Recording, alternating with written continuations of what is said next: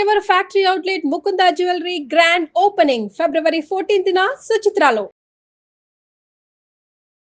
నమస్కారం, welcome to Suman TV. నేను గీతాంజలి. ఫిబ్రవరి 26వ తారీఖున మహాశివరాత్రి అండి. ఈ సందర్భంగా ఇంట్లో ఏ విధంగా మనం పూజను చేసుకోవాలి, ప్రత్యేకించి జాగరణ ఎలా ఉండాలి, అలాగే ఆ శివయ్య ఆరాధనలో మనం ఎలా ఉండాలి, ఆ స్వామిని ఎలా మనం ప్రసన్నం చేసుకోవాలి తెలుసుకుందాం. వివరించేందుకు ప్రస్తుతం మనతో పాటు ఉన్నారు లలిత ఉపాసకురాలు, లలితా పరివార్ సంఘ వ్యవస్థాపకురాలు డాక్టర్ అరుణపేరి అమ్మగారు. వారితో మాట్లాడదాం. అమ్మ నమస్కారం. శ్రీమాత్రే నమః. శ్రీమాత్రే నమః. అమ్మ, శివరాత్రి చాలా విశేషం.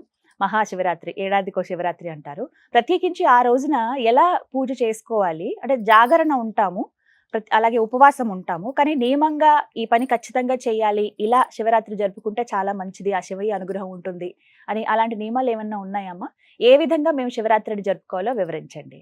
తప్పకుండానమ్మా, మనకు వస్తోంది శివరాత్రి. అవును, త్వరలోనే వస్తోంది. అవును. శివరాత్రి, దీన్ని మనం లింగోద్భవ టైం అంటాం కూడా. రాత్రి 12 గంటల టైంకి లింగోద్భవ టైం అని కూడా అంటాము. అసలు ఈ లింగోద్భవం ఎలా జరిగింది, అది మనం శివరాత్రి అని పేరు ఎలా వచ్చింది, లింగోద్భవం ఎలా జరిగింది అది తెలుసుకుంటే అర్థమవుతుంది. ఇది జరిగిన ప్లేస్ అరుణాచలం. అరుణాచలం నేను చాలా షార్ట్ లో చెప్తాను, చాలా పెద్దది ఉంది, షార్ట్ లో చెప్తాను. బ్రహ్మ విష్ణు వాళ్ళిద్దరిలోనూ నేను గొప్ప అంటే నేను గొప్ప అని వాళ్ళిద్దరిలో ఒక ఇది వస్తుంది అనమాట.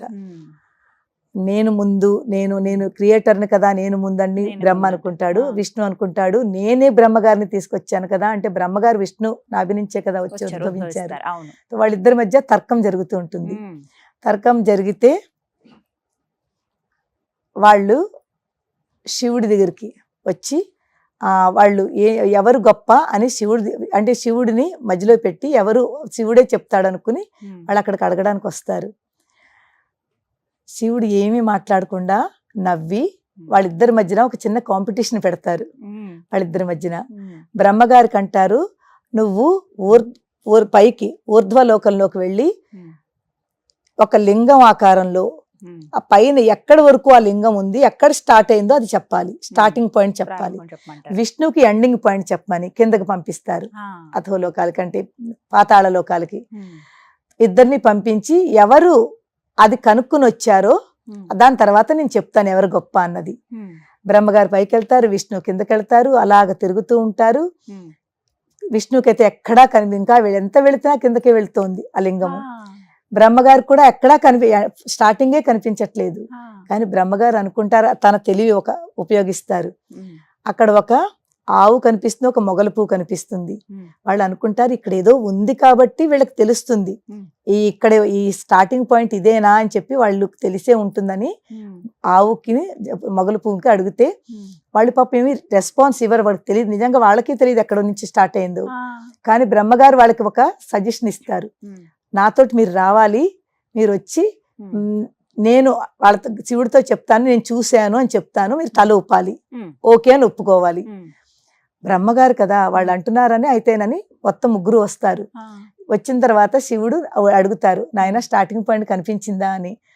బ్రహ్మగారు ఆహా నేను చూశాను, ఇదిగో సాక్ష్యాలకి ఇద్దరు ఉన్నారు ఇక్కడ, మొగల పువ్వు ఉంది, వీళ్ళు సాక్ష్యం ఉన్నారు అని చెప్పి శివుడు వాళ్ళ కేసు చూసి మొగల పువ్వును నువ్వు చూసావా అంటే అది ఒప్పుకుంటుంది. ఆవును అడుగుతారు, ఆవు తల నుంచి ఓకే అంటుంది, తోక వెనకాల కాదు అంటుంది. వెనకాల తోక కాదని నో అని చెప్తుంది. అప్పుడు శివుడు బ్రహ్మగారికి శాపం ఇస్తారు, నువ్వు అబద్ధం చెప్తున్నావు, నీకు స్టార్టింగ్ పాయింట్ కనిపించలేదు, కానీ వీళ్ళిద్దరిని సాక్ష్యం తీసుకొచ్చి నువ్వు వీళ్ళ చేత కూడా అబద్ధం చెప్పించావు. అందు గురించి బ్రహ్మగారికి 5 తలలు ఉండేవి, 5 ముఖాలు ఉండేవి. అందులోంచి ఒక ముఖాన్ని కట్ చేసేస్తారు, 4 ఉంటాయి అనమాట, అందుకే చతుర్ముఖ బ్రహ్మ. అలాగా అక్కడ బ్రహ్మగారికి పనిష్మెంట్ దొరికింది. మొగల పువ్వు ఎంత వాసనమ్మా, ఎంత సువాసన ఉంటుంది అక్కడ పెడితే, దానికి పూర్తి రూమ్ అంతా స్ప్రెడ్ అయిపోతుంది. దానికి శాపము, నువ్వు పూజకు పనికిరావు, పూజకు పనికిరావు అని దానికి ఒక శాపము. ఆవుకి నీ పూజ ఎవరైతే చేస్తారో గోమాత కింద నీ ముఖం పూజ చేయరు, నీ వెనకాల పృష్ఠ భాగానికి పూజ చేస్తారు. పృష్ఠ భాగం కరెక్ట్ చెప్పింది, లేదు చూడలేదు అని చెప్పింది. అందు గురించి నీకు పృష్ఠభాగానికే పూజ అందుకుంటావు నువ్వు అని. ఇలా అవుతుంది. రాత్రి అర్ధరాత్రి పూట ఒక లింగము అంటే ఆది అంతము లేని ఒక లింగోద్భవం ఏదైతే జరిగిందో అదే శివరాత్రి రోజున జరిగింది. అర్ధరాత్రి 12 గంటల తర్వాత లింగోద్భవం అంటారు దాన్ని. లింగం ఉద్భవించింది. తొలి లింగము ఉంది అనే ఒక ఆకారంతో లింగోద్భవ టైము లింగం ఉద్భవించింది. ఈ శివలింగము అంటే ఏమిటమ్మా అసలు? శివుడు అందుకు తర్వాత శివుడు ప్రతిమల కంట లింగములకి ఎక్కువ పూజ చేస్తారు. మిగిలిన దేవుళ్ళకి మూర్తులకి వాళ్ళ యొక్క మూర్తి ప్రతిమలకి పూజ చేస్తాం మనం. వాళ్ళ విగ్రహాలకి పూజ చేస్తాము. అమ్మవారైనా విష్ణువైనా రాముడైనా విగ్రహారాధన. కానీ శివుడికి లింగారాధన. దానికి ఎక్కువ ప్రాముఖ్యత. ఎందుకు తెలుసమ్మా? లింగానికి మీరు ఇది ఫ్రంట్, ఇది బ్యాక్, ఇది రైట్, ఇది లెఫ్ట్ అలా ఏం కనిపించదు. అంతా సమానమేవు, అంతా శూన్యములో ఉంది. అది అర్థం చేసుకోవడానికి లింగం అన్నమాట. ఇది కాలు, ఇది చెయ్యి, లేకపోతే ఇది ఇష్టు అన్ని సమానమే. 4 దిక్కులు సమానమే. ప్రపంచం అంతా ఒకే శక్తిలో నడుస్తోంది. దానికి చెప్పడం గురించే ఆ లింగం అన్నమాట. ఆ లింగానికి మనం పూజ చేస్తాము. అంతా సమానమేను, సమానత్వము అది ఒకటి. తర్వాత శివరాత్రి రోజునమ్మ ప్రతి వాళ్ళు చేసుకోవాల్సింది ఏమిటి? ఉపవాసం ఎందుకు ఉండాలి? ఉపవాసము అంటే ఏమిటి? ఉపవాసము దేవుడికి దగ్గరగా ఉన్నదాన్నే ఉప అంటే దగ్గర, వాసము అంటే ఉండడం. భగవంతుడికి దగ్గరగా ఉండి భగవత్ నామస్మరణ చేసుకుంటూ రోజంతా గడపడము. భోజనం దగ్గరికి వచ్చేసరికి మనం ఉపవాసం రోజున ఎంత తక్కువ తింటే మన దైవం మీదకి దృష్టి వెళుతుంది. అందుకు చేస్తారమ్మా. రోజంతా తినేసి మనం దేవుని తలుచుకుంటుంటే మనకు భోజనం మీద మిగిలిన వాటి మీదగా ఎక్కువ దృష్టి వెళుతుంది. మీరు ఒక్కసారి మీరు ఎప్పుడైనా నేను మన ఏకాదశి ఉపవాసము ఏ రోజైనా ఉపవాసం చేస్తే 2 రకాలు. ఒకటి సైంటిఫిక్ గా కూడా చాలా మంచిది, ఆధ్యాత్మికంగా కూడా చాలా మంచిది. మన దృష్టి అంతా కూడా ఇంకా ఇవాళ ఏం వండాలి, ఏం తినాలి ఇవేమి లేకుండా ఇంకా భోజనం మీద దృష్టే వెళ్ళదు. మనం కాస్త ఉన్న టైం అంతా కూడా దైవనామస్మరణ చేసుకుని మంచి పనులు చేస్తాము. ఉపవాసం ఉన్నప్పుడు మనసు ప్రశాంతంగా ఉంటుంది కదమ్మా. ఈ ప్రశాంతత ఇలాగ ఉన్నప్పుడు మనం చేసి ప్రతి పని చాలా మంచి పని చేస్తాం, మంచి కర్మలు చేస్తాము. మంచి కర్మలు చేసి మంచి పనులు చేస్తుంటే ఇందులోనే ఆ భగవంతుడు ఉన్నాడు. భగవంతుడు అనేది ఇక్కడ అక్కడ కాదు, అంతం కదా, ప్రతి అంశంలోనూ ఉన్నాడని, ప్రతి దాంట్లోనూ ఉన్నాడు. మన భావనలో, మన ఆలోచనల్లో, మన మనసులో ఇవంతా ఎప్పుడైతే మనం ఉపవాసం ఉంటామో మన భావన బాగుంటుంది, మన ఆలోచన బాగుంటుంది, మన పనులు బాగుంటాయి. అందులోనే దేవుడు ఉన్నాడు.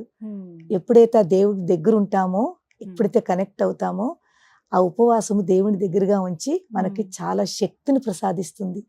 ఒక చక్కటి ఎనర్జీ ఫామ్ అవుతుంది మనలోను రోజంతాను. ఆ రోజంతా మీరు ఎవరైనా చెయ్యని వాళ్ళు కూడా చేసి చూడడం, ఒక్క రోజైనాను చేసి. శివరాత్రికి అయితే శివరాత్రి ఒకటి ఏకాదశి 2 కూడా ఉంటూ ఉంటాయి. ఈ శివరాత్రికి మీరు రోజంతా పళ్ళు తినండి, పాలు తాగండి, కాఫీ టీలు తాగండి. అలానే కఠిన ఉపవాసం అని ఏమి తినకుండా మంచినీళ్ళు తాగకుండా కూడా కాదు. మీ శరీరాన్ని బట్టి, మీ ఆరోగ్యాన్ని బట్టి మీకు ఎవరికి ఏది ఎలా కావాలో, షుగర్ పేషెంట్లు ఉన్న వాళ్ళు, పెద్దవాళ్ళు ఉంటారు, అలాంటి వాళ్ళు కాస్త ఏదో ఒకటి వాళ్ళకి నచ్చింది భుజించండి. కానీ తక్కువ, ఎంత అవసరమో అంతే తీసుకోండి. ఆ రోజున చేసి చూడండి. మీకు ఏమీ తినకపోయినా కూడా మీ బాడీ ఎంత శక్తిగా ఉంటుందో, మిగిలిన రోజుల్లో చెయ్యలేని ఎనర్జీగా పనులు ఎనర్జెటిక్ గా ఉంటూ ఆ రోజు ఇంకా ఎక్కువ చేస్తాము. అంత ప్రశాంతంగా ఉంటుంది మనసు. అది ఉపవాసం యొక్క ఇది. రాత్రి వరకు ఉపవాసం ఉంటాము. రాత్రి మనకి ఈ లింగోద్భవ టైంలో జాగరణ చేస్తాము.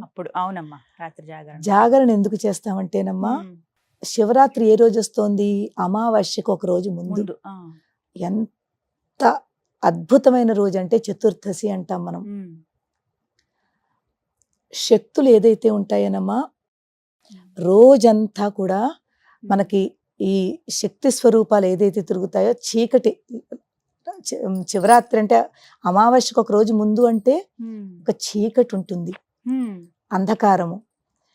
అంధకారం అంటే రాత్రిపూట ఏమిటి ఉంటుంది, కామ్గా ఉంటుంది, ప్రదేశం అంతా కూడా చాలా కామ్గా, అందరూ నిశ్శబ్దంగా ఉంటుంది. నిశ్శబ్దంగా ఉన్నప్పుడు ఈ శక్తులు ఏవైతే ఉంటాయో ఆ శక్తులు యాక్టివేట్ గా ఉంటాయి. అమావాస్యకు ఒక రోజు ముందు, ఈ శివరాత్రి రోజుని ఆ శక్తి స్వరూపాలు కూడా అలా చాలా యాక్టివేట్ గా ఉంటుంది. ఎప్పుడైతే మనం జాగరణ చేస్తామో, ఉపవాసం ఉండి జాగరణ చేసి రాత్రి 12 వరకు 12:30 వరకు ఉంటామో, ఆ శక్తి ఎనర్జీ, శక్తి అంటే ఎనర్జీలు, ఆ ఎనర్జీలంతా కూడా మన లోపలికి వచ్చి మనని ఆ శక్తివంతంగా చేసి, మనకు తెలియని ఒక మహాశక్తి మన లోపల ఫామ్ అయిపోతుంది జాగరణ చేస్తే. ఎందుకంటే తెలివిగా ఉంటాము. ఒకటి రాత్రి ఆ ప్రశాంతతలో ఉన్న శక్తులన్నీ కూడా మన లోపలికి చోటు చేసుకుంటాయి.